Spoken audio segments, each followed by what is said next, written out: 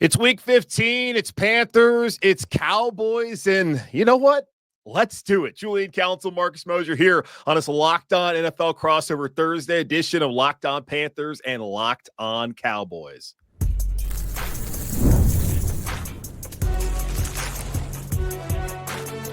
You are Locked On NFL crossover, part of the Locked On Podcast Network. Your team every day.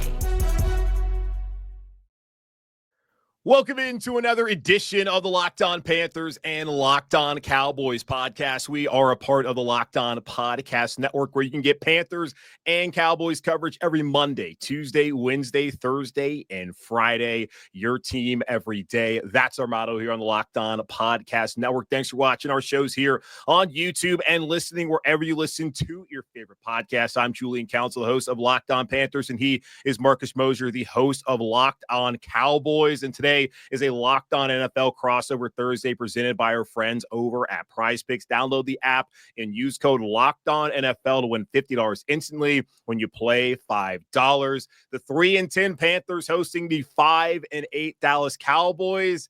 And my God, the Carolina Panthers are favored to win this game. Marcus, how are you doing, man? Doing well. I can't think of a game that would matter more this week than Panthers Cowboys, 1 p.m. Eastern time.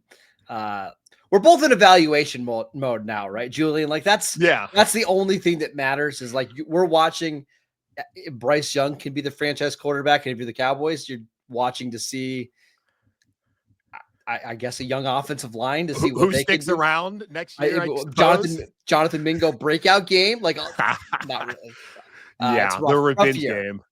Yeah, it's been a rough year, obviously, for Dallas, who had high expectations coming into the year, as Jerry Jones is always going to have for his franchise, that a lot of people on the outside and maybe on the inside believe he has his hands a little bit too much often, if that makes any sense at all, as I butcher those words. But for Carolina, it has not gone according to plan, as Bryce Young was benched after 2 weeks, but after the last month plus, wow, okay, maybe this was the plan after all. Give Bryce Young an opportunity to get his breath and to get relaxed and get confident.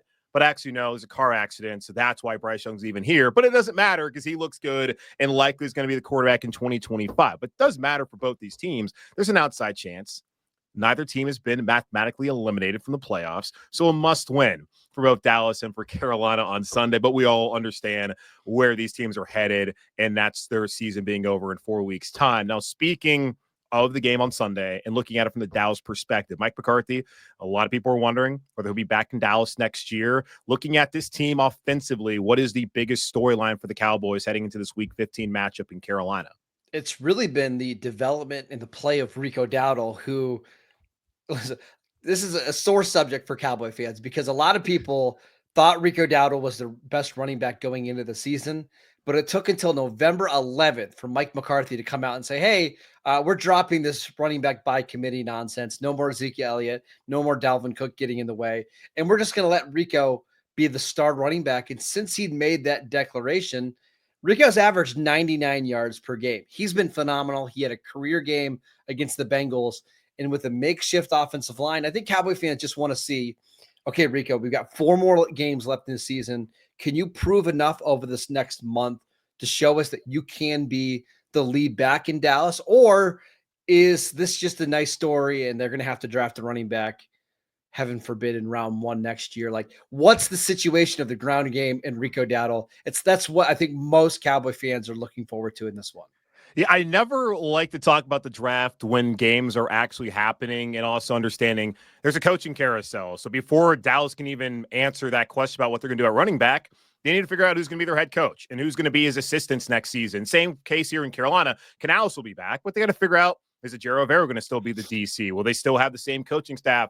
And then you have free agency. You have to also decide what players you want to keep around.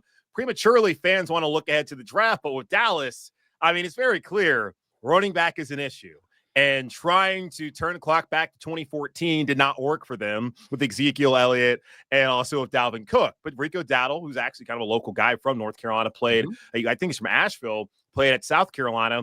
Good for him to get this opportunity. Like, is everyone looking at Ashton Jeanty, though, at Boise State, the Heisman Trophy finals, to be that guy? And I know you said God forbid, in the first round. And I am someone who also believes you do not draft a running back in the first round, and you also never pay a running back big money. So I really want to know your perspective on all of that.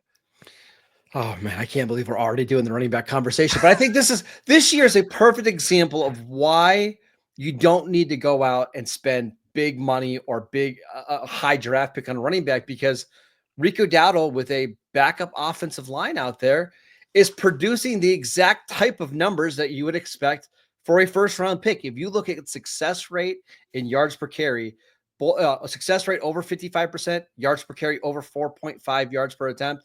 The only two running backs in the league better than Rico Dowdle are Derrick Henry and Saquon Barkley, who are both in the discussions for Offensive Player of the Year.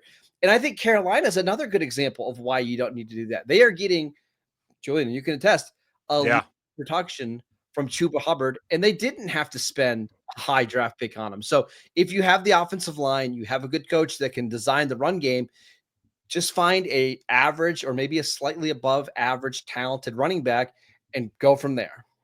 Yeah, and the Panthers drafted a running back in the second round this past spring, and Jonathan Brooks, so I know Dallas is a little bit interested in, out of Texas. And a lot interested in. They loved him. Yeah, and he tore his ACL. We'll talk more about that on the Panthers side of things. But yeah, man, like Chuba Hubbard's run for 1,000 yards so far this season. He is one of the better running backs in the league, 6th in rushing, and the Panthers sitting here at 3-10. And when they had McCaffrey, he had a 1,000 season. The Panthers went 5-11, and that's why I've been federal minimum wage, no overtime, no holiday pay for running backs. Just it does not make sense. It does not typically lead to wins. Julian, I was going to say, if Jonathan Brooks is posting the number, if Jonathan Brooks was posting the numbers that Chuba Hubbard is this year, everybody would be flipping out. They'd be so excited about this rookie running back. But because it's Chuba Hubbard, who I don't want to say is a journeyman, because that's not fair. He's better than that. But, I think most people view him as a league average running back.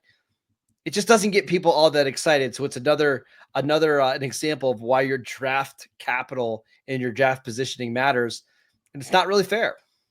Yeah, and he's a 4th-round pick, been here the whole time, and he got his opportunity really this year to be the 1A running back. But last year, they signed Miles Sanders to be that guy. He beat him out, as Miles Sanders has been an abject failure here in Carolina, unfortunately, as he's currently on IR. And that was a Pro Bowl running back in 2022. Who went to the Super Bowl with Philadelphia. It's just weird how it can work sometimes, and then whenever you pay them, it turns out that it's maybe not the best decision. So we'll see what Dallas decides to do this offseason. Defensively, I feel like that's been a disappointing unit this year. You start off the year giving up just a ton of points, and just the embarrassing performances they've had at Jerry World over the last really dating back to the wild card round against Green Bay has been stunning to see, with the amount of defensive talent that Dallas does have. What's the biggest story with that defense heading into this game, and what's been the deal all season long, man? Well, there's a couple things going on. We talked about Mike McCarthy maybe returning in 2025 to be the head coach. I think a lot of it depends on how Mike Zimmer's defense performs over the next month, because I would argue that the Cowboys defense has been significantly better over the last couple of games, even against the Bengals.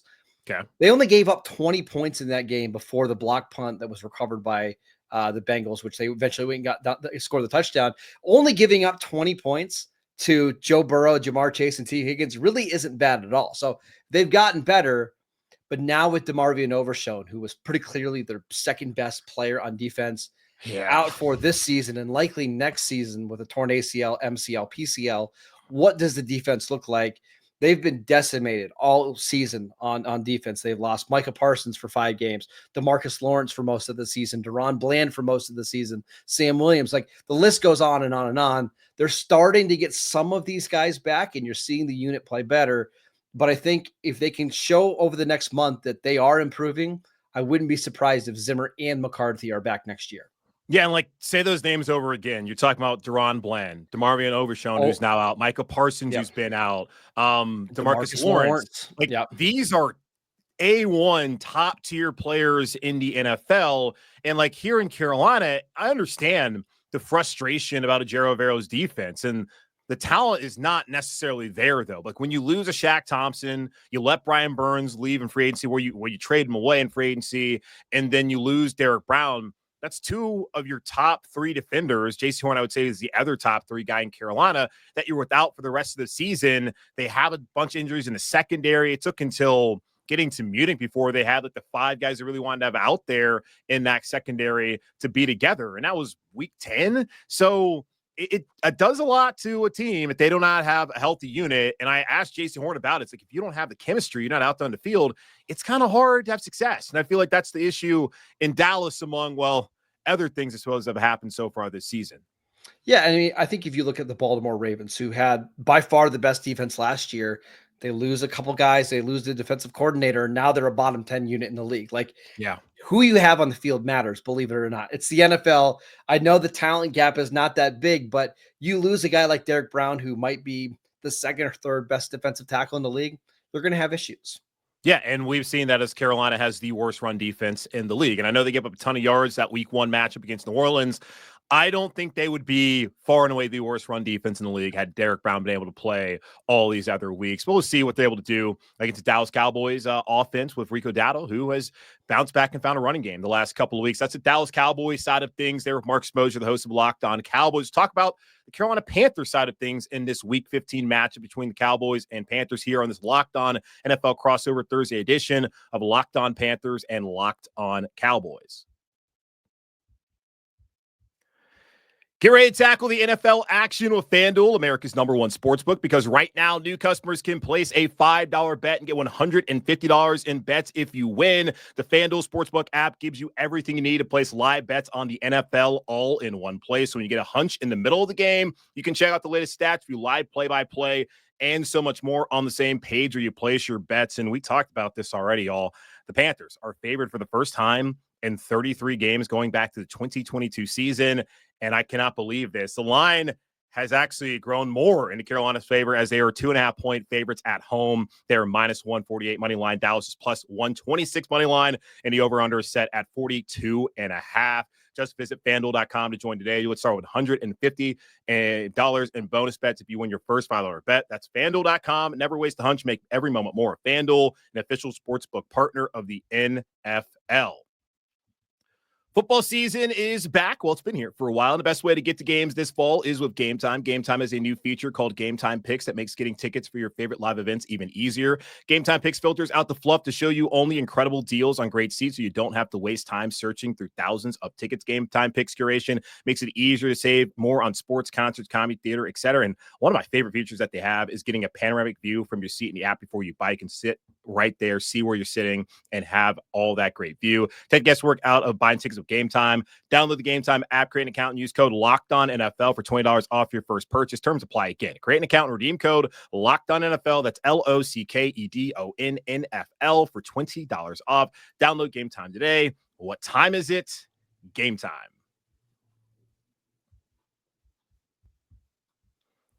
Back here on Locked On Panthers and Locked On Cowboys. It's the Locked On NFL crossover Thursday, hosted by yours truly, Julian Council of Locked On Panthers and Marcus Mosher of Locked On Cowboys. We talked about the Cowboys side of things here in this 5-8 versus 3-10 matchup in Week 15, where neither team is mathematically out of it, but we both know, and you all watching, maybe you're holding out hope, know that this is likely headed towards season being over in 4 weeks' time. Either way, plenty of things to watch on the Panther side of things as Bryce Young's been able to bounce back over the last month plus. Still things to watch as far as evaluation mode for Dallas over the next couple of weeks as they figure out what they're going to do after this season.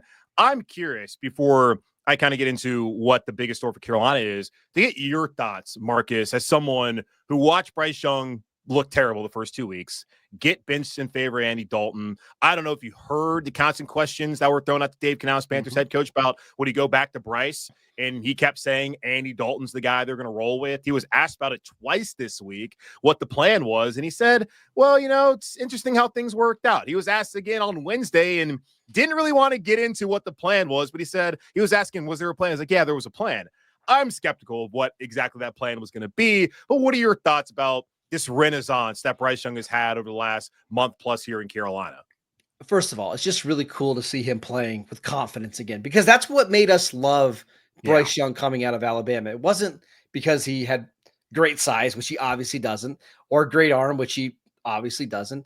It's that when he's confident in making plays inside the pocket and scrambling out, he's phenomenal. And it started for me in that Tampa Bay game, which they lost, right? It was really unfortunate that the defense let him down in that one. They also was that the game they had the fumble as well? Was that the game? Mm-hmm. Hubbard fumble there in overtime. Yep. And then he was the best quarterback on the field in the Chiefs-Panthers game. And then last week against Philadelphia, not a lot went right, but he makes the play in the end zone to get him out of trouble. And then he makes what should have been the game-winning touchdown throw to Xavier Legette that's been dropped. I've just felt so bad for Bryce Young over the last couple of weeks because he's playing his heart out and it's not translating to wins. As a football fan, it's cool to see this player playing to his potential because we know what he can be.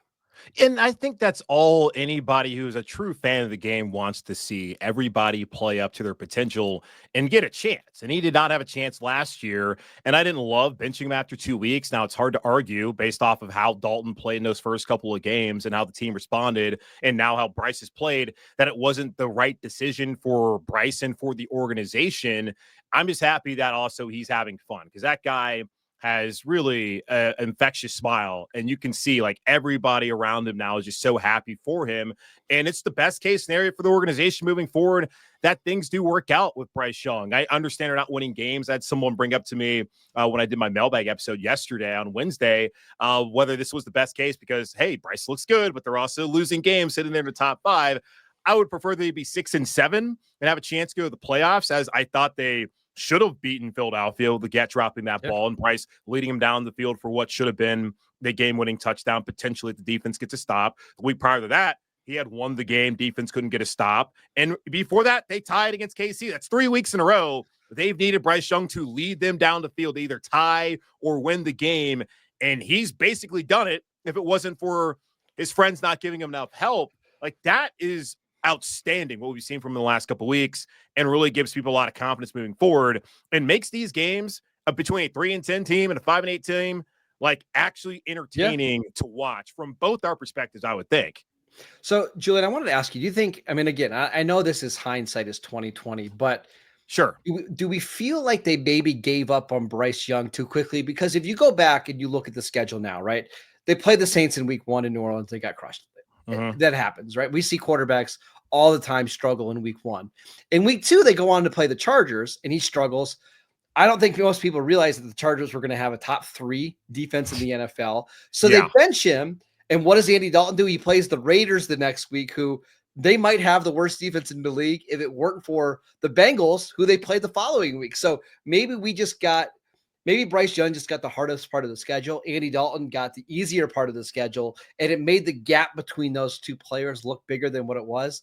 I wonder if they just stuck with Bryce Young, let him play those games against the Raiders and Bengals and Bears, what the score might have been, or what his development might have looked like. Yeah, I mean, you bring it up, hindsight 2020. Now looking at it, it seems like it was the right decision to bench Bryce. Now, we have no idea if Andy Dalton does not get in that car accident when picking up his kids from school, whether we have seen Bryce over the last couple of weeks. We have no idea when he was going to come back in. I felt like the Panthers would have behooved themselves to actually play Bryce, especially once the season was over, as far as they're not going to be a playoff team. They would get him out there, and that would make sense. But I felt like from the beginning, and like hand up, I thought it was over for him just based off of, look what happened in San Francisco with Trey Lance. Look at what happened up in New England with Mac Jones and in New York with Zach Wilson. Once these guys get benched, they don't typically get another opportunity to show they're the guy, and every situation is different. So I thought it was over. And also, you know, how Dave Canales went about it, I thought it was over. But I always felt from the beginning, 2 weeks in, after you fired Reich after 11 games, you brought in Canales, you brought in Deontay Johnson, you went out and got some more offensive line with a bunch of money paid in free agency, you drafted Legette, you drafted Brooks, and 2 weeks in, you're going to bench the guy? It didn't make a lot of sense. And the hindsight part of it is, yeah, the Bengals have a terrible defense. The Raiders have a terrible defense. So maybe he could have bounced back. I felt like they should have just rolled with him and let him play through it, because there's nothing that they were going to get out of playing Andy Dalton. This was never going to be a playoff team, even though a fun day there in Las Vegas, a day where it's like, oh, this is a normal loss against Cincinnati. They were never going to be a playoff team this year. And that what they needed to see was whether Bryce Young could be good. And, well, what have we seen over the last month plus? Bryce Young playing to that potential and showing that he deserves at least one more season to prove he can be the guy long term. So that's where I was, even though, yes, I did say it's over for Bryce. but mainly that was based off of what the coach was saying and just the recent history of how these things typically work out in the NFL. And speaking of the coach, I think the other thing, if you're a Panthers fan, you want to see this year is Dave Canales just get better and better every week, right? And show that he can be the right guy for the job. We're 13 games through his first season. What are your thoughts on his performance so far? Well, it's also his second year as a play caller. And I don't know if there's been enough grace given to Dave from fans out there. As you've seen, I don't think early on when Bryce is out there, he had a lot of confidence in his ability to operate this offense. Now, we have seen as Bryce has grown in confidence, the team has grown in confidence around him, and Dave has decided, let's open up things and have more downfield shots. I don't necessarily love the messaging as far as what he was going to do at the quarterback position, but I do think he's handled the clock pretty well. These late game situations they've had the last couple of weeks, it's not like he's been bungling it. And we have seen guys like Matt Rule bungle it. God bless Ron Rivera for as much as he won here. There was issues with the clock when he was here as well. I think I've been overall, I would think positively of Dave Canales. I've been waiting until the end of the season to really give a full later grade on him, but I do think he's done a lot better job than maybe sometimes I've given him credit for, maybe fans out there have given him credit for. But the way things have developed, especially with Bryce the last couple of weeks, kind of shows you that, okay, maybe this guy does know what he's doing, even if this may not have been the point A to point B plan once he benched Bryce back in September. It does feel like he needs a couple wins here to finish out the season. They've been so close in all of these games. They just haven't been able to finish them. If he wins 2 of the last 4, maybe including this game against Dallas, maybe that goes a long way in his confidence and the confidence in the fans that he's going to be able to get things turned around here sooner rather than later. Oh, and they're close, man. Like, you catch the ball on Sunday, you win that game. Obviously, the turnover Bryce had before the half's not great. That leads to 7 points. And you go to the Tampa game, they dominated him for 3 quarters. Then they couldn't get a stop. Get down. Couldn't get a stop in the fourth quarter. But then they have an opportunity. They win the game, but then they don't win the game. They get a stop in overtime. They fumble. It's just the fundamental things, just executing, catching the football, holding on to the ball. And then you're looking at a team that instead of 3-10 is potentially at least 5-8, like Dallas, or maybe even 6-7 if they would have got that win. So that is encouraging. This team has always shown the energy and effort throughout the season. It's just been being able to finish that they have failed to do. And it's a team that's close, has still a lot of talent deficiency issues they got to figure out moving forward, but it is encouraging what we've seen over the last month plus here in Carolina. I'm Julian Council. He's Marcus Mosher of Locked On Cowboys. I'm of Locked On Panthers, of Locked On NFL Crossover Thursday, presented by friends over at Prize Picks. On the other side, what 3 things does Carolina need to do to win this game? We'll talk about that here in just a moment on Locked On Panthers and Locked On Cowboys. Listen up, renters. Ever feel like you're stuck in this loop of rent payments, just watching your money vanish into thin air? It's time to turn that rent game around and start earning some serious rewards. That's where Built Rewards comes in. Built is breaking ground as a neighborhood rewards program that hooks you up with points on your rent. Every month, pay your rent and watch the Built points roll in. Use points to jet off on a dream vacation. Put your points towards a flight or hotel stay with 500+ airlines and 700,000+ hotels and properties. You can also use your points to book fitness studio classes, redeem them toward a future rent payment. They're designed to meet your lifestyle. Pay rent hassle-free through Built Rewards app. Your rent game just got a major upgrade. Built Points has been consistently ranked the highest value point currency by the Points Guys and Bankrate. Earn points by paying rent right now when you go to joinbuilt.com/LockedOnNFL. That's joinbilt.com/LockedOnNFL. Make sure to use our URL so they know we sent you. Joinbuilt.com/LockedOnNFL to start earning points for your rent payments today. Right back here on this Locked On NFL Crossover Thursday edition of Locked On Panthers and Locked On Cowboys. Crossover Thursday is presented by our friends over at Prize Picks. Download the app and use code Locked On NFL to win $50 instantly when you play $5. I'm Julian Council, host of Locked On Panthers, and he is Marcus Mosher, the host of Locked On Cowboys. 5-8 Cowboys. Not yet. 5-10 eventually. Yeah, not yet. Getting there. Jumping the shark there. 5-8 Cowboys versus 3-10 Panthers on Sunday. The Panthers are 2.5-point favorites. I still cannot believe my eyes. It's been a long time since I've seen the Panthers favored in a game. And Canales was actually asked about this on Wednesday. He says he does not try to look at that stuff, but he understands Vegas is pretty good about it. And he did kind of chuckle at the fact that Carolina is favored in this game. But Dallas still wants to find a way to win strong. Mike McCarthy wants to keep his job. Wants to point to the injuries, some of the other issues to why he should get another chance in 2025. What 3 things Mike McCarthy and the Cowboys do to win this game and potentially keep him here in 2025? So before we get to that, I want to ask you a question because please. I think for the Cowboy fans, I think 50% of their fan base was hoping they would lose to the Bengals last week. The other 50% were just holding out hope that they could maybe go on a run.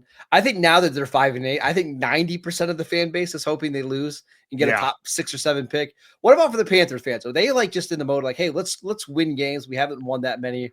Or do you think they want a top 5 pick? I think they want a top 5 pick just based off of the few people I heard. And I like my friends group chat, because I grew up here in Charlotte. So I got plenty of friends who are Panther fans. Our weekly group chat, I think most people are like, great, Bryce looks good, and the team lost. So top 5 pick. And I've come out and said, Carolina's been getting top 10, top 5 picks for the last couple of years, and that has not resulted in any winning. And a lot of those guys drafted high are no longer here. Yes. So it would be nice once in a while to actually win these games. Enjoy a win. Yeah. Be 6-7, have a chance to maybe win the division, and have your quarterback look like he could be the future. I would prefer that. Now, it's different. We got to sit here and talk about this every single day, and it's far more enjoyable to talk about a winning team. For me, I started doing this in 2021. I have not talked about very good teams at all. There's been like a very small window back in the end of 2022 season with Steve Wilkes that were actually fun during the season here in Carolina. So I would prefer to see them win, but I know most people would like to see a top 5 pick, as they do have glaring needs on the other side of the ball defensively, especially when it comes like edge rush, defensive line. That could be, fixed with Abdul Carter out of Penn State or Mason Graham out of Michigan, potentially. Those are names that Cowboy fans will know from doing 5 million mock drafts and Pro Football Focus. For the Cowboys to win this game, it's going to be, they got to win it on the ground. You can't let Cooper Rush get back there and throw the ball 40 times. Run the ball. We saw Rico have 19 carries last week for 137 yards. If they can run the ball in this game, stay balanced, they're going to have a chance. And then on the flip side, stop Chuba Hubbard. Like, make this a drop back passing game for Bryce Young. Mike Zimmer is one of the best defensive coordinators in the league at showing pressure and confusing young quarterbacks. So if they can get Bryce Young into some of these long 3rd down situations where they can send 6 guys and drop a couple in coverage, I think they'll be okay. And then don't make mental mistakes. The Cowboys beat the Bengals last week if they don't make an unforced error on a punt block. If they just let the ball go and they let it run out of bounds, the Cowboys are beating the Bengals, and they're 6-7 with a real chance of making the playoffs. Mental mistakes, you cannot have them if you want to win this game. Yeah, and a lot of that goes right to what I'm thinking about for Carolina and what they must do. I mean, I don't feel like they're going to stop the run game. They are far and away the worst run defense team in the NFL. They've given up more yards on the ground this year than they gave up last year. Yeah. And there are still 4 more games left to play, Marcus, which is insane. But they've been successful, especially when handing the ball off Chuba Hubbard on the ground. Jonathan Brooks out for the rest of the season after tearing his ACL in his right knee for the 2nd time in 13 months. Just a devastating injury for him, and one that's going to have ramifications for Carolina heading into the offseason as they got to figure out what they're going to do at running back behind Hubbard in 2025. They can run on this Dallas team. A lot of teams have, as Dallas is the 3rd worst rush defense in the NFL, the 27th in rushing yards per attempt given up. Carolina may not be the best when you look at it as a team. They're only 22nd in rushing, 15th in yards per attempt, but Hubbard is 6th in the NFL in rushing yards, has over 1,000 yards first time in his career, and is 3rd in rushing success rate among running backs with at least 200 carries. So he's been good all year long. So they can run on this Dallas team. And, if you can find a way to bottle up Rico Dowdle and this Cowboys rushing attack, maybe start pinning your ears back in after Cooper Rush. And somehow Carolina's found a way to get after the passer the last 3 weeks. 13 sacks, Marcus, the last 3 games. The first 10 games, they had 12. Now, they're still not one of the best pass rushing teams in the NFL in terms of actually getting home, as they're only 28th in the league in sacks, but they've been getting home. And pressure, I think, is greater than sacks, as it typically leads to turnovers. But if you can get home and you can cause turnovers, that can help you win this game, especially when you talk about mental mistakes, not turning the ball over from Dallas' perspective. And then the final one for me is like what I said last week as well. Just finish. Whether that means holding onto the ball with 2 hands and not fumbling, holding onto the ball with 2 hands and not letting it slip through your arms and have that be a drop with Leggett on Sunday in that game. If they just finish the last 2 weeks, we're sitting here potentially talking about a team that's 5-8 and is very much alive in the terrible NFC South. Or you're looking at a team that's 6-7 and tied for first place with Tampa and Atlanta. And again, the terrible NFC South. They have let some games slip away from them. Now they still have a lot to fix this offseason, but this has not been the Panthers team we saw that got blown out 47-10 against New Orleans, or 26-3 at home against the Chargers, 36-10 to the Bears, 47 to, what was it, 47-10, or is it 40-7? Whatever it was against the Commanders. They've been competitive. They've been right there. They've been close. The close doesn't cut it, man. You got to win these games. I think they have an opportunity in the last 4 games to potentially, triple or one total from a year ago, which would be getting to 6 wins. We might see like 60 rushing attempts combined in this game, which would be great for us. We'd be done by about 3:30 Eastern time. But I totally expect this to be one of those games where the clock is running a lot, because I think both teams want to try to establish the run. And it makes sense for both of them to do that. I think it should be a competitive, entertaining game for sure. And Carolina's perspective, and you talk about this as well, just being a fan of the game and seeing what Bryce Young's doing, like that has got a lot of people excited about what next year could look like. I still think they have a long way to go to have any sort of talk about the P word, especially considering they have not been able to win enough games the last couple of years, really feel that way heading into 2025. Right. But they certainly, I think a lot of fans should be encouraged by what they've seen. And with Dallas, but they're never going to be bad for too long, because Jerry's not going to let that happen. And you have Dak Prescott, who will be back eventually. Yep. And I know Cowboy fans are hard on Dak. Well, look at where you are again with Dak not out there on the field, not winning games. Not great. Yeah. I'm just glad we don't have Andy Dalton versus Cooper Rush. This is much more exciting than Bryce Young is playing. Yes, absolutely. I'm right there with you, Marcus. That's going to wrap up this edition of the Locked On Panthers and Locked On Cowboys podcast. Again, we are a part of the Locked On Podcast Network. Monday, Tuesday, Wednesday, Thursday, Friday. I mean, really Sunday and Saturday as well. You're going to check out stuff over on YouTube or in your podcast feed for Locked On Panthers and for Locked On Cowboys. Again, I'm Julian Council, the host of Locked On Panthers. Follow me on X, Twitter, whatever you want to call it, at Julian Council. Follow Marcus Mosher, the host of Locked On Cowboys, at Marcus_Mosher. You know where to find him. And check us out on Friday, as I'll be giving more of my keys to victory. And Marcus, I'm sure, will also be talking about what's got going on with this game on Sunday, as there's a tiny sliver of an opportunity for both these teams to get to late in January. But we know where this is all headed. It should be an entertaining game either way. But again, appreciate y'all tuning in, and we'll talk to y'all on Friday.